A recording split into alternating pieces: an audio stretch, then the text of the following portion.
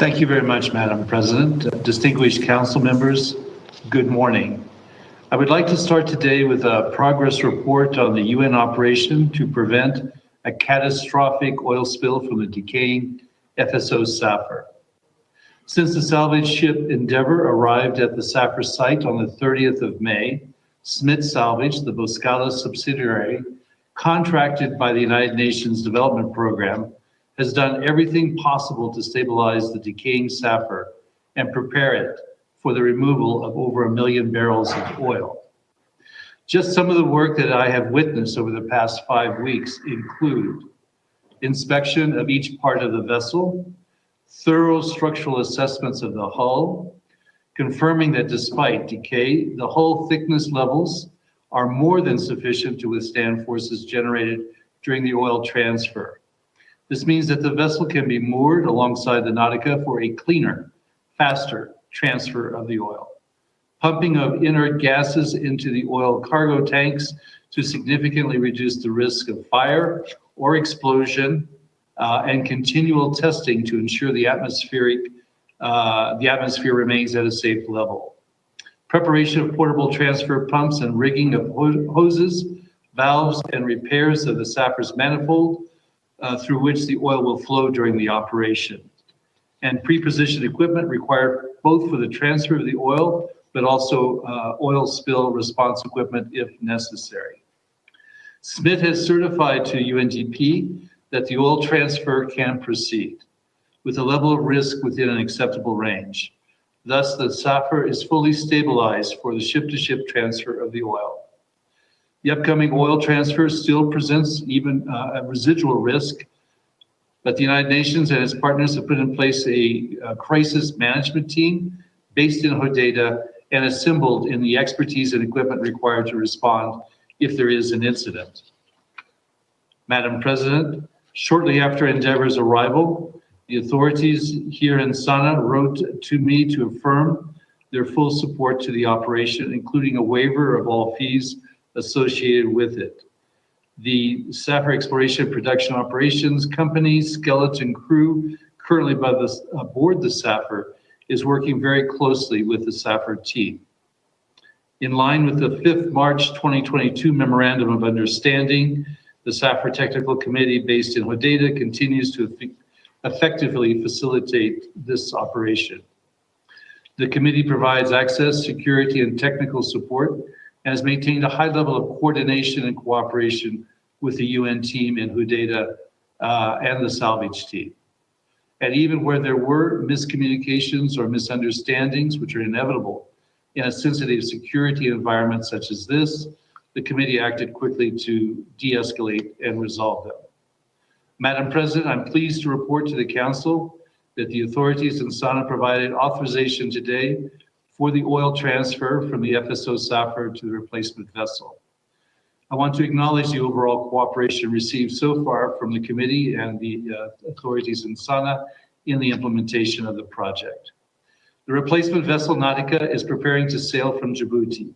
It will moor alongside the Sapphire and should begin taking on the oil by early next week.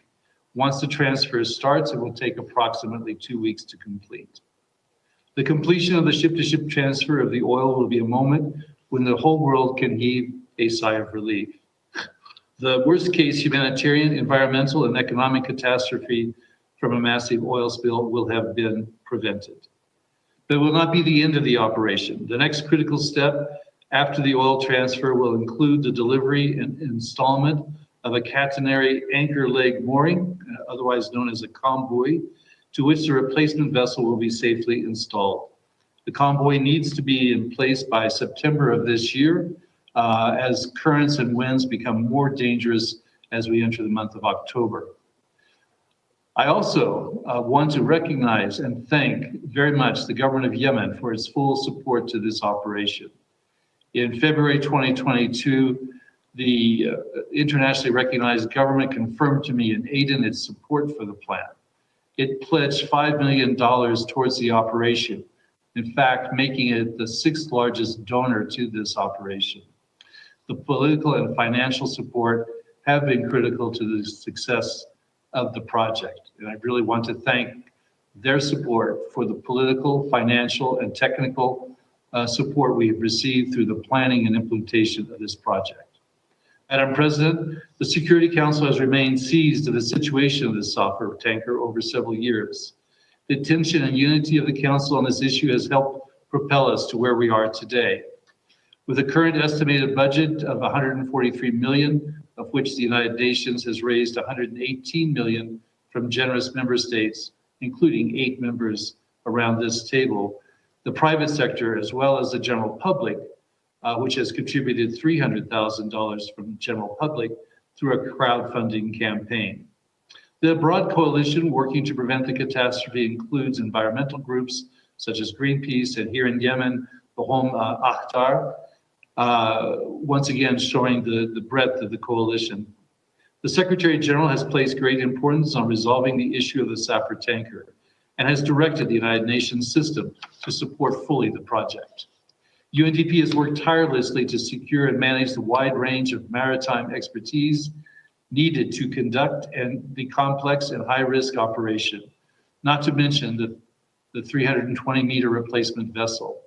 The International Maritime Organization, the UN Environmental Program, UNESCO, and the World Food Program have provided invaluable expertise. The Office for the Coordination of Humanitarian Affairs has provided $20 million in bridging finance from the Central Emergency Response Fund, which gave UNDP sufficient liquidity to start the operation that is now underway. On the ground, the project has received operational support from the UN mission for the Hudaida Agreement, the UN Department of Safety and Security, and other members of the UN country team, including UNFPA. Madam President, I wish to recognize the top 5 donors for their role in advocating for the FSO صافر operation, and also to assist us in mobilizing resources from both member states and the private sector. These include the Kingdom of Saudi Arabia, the Netherlands, Germany, the United States, and the United Kingdom. We are thankful to all 23 member states, plus the European Union, for generous funding, but we still need another $25 million, in large part to repay the $20 million that we have borrowed from the Central Emergency Relief Fund.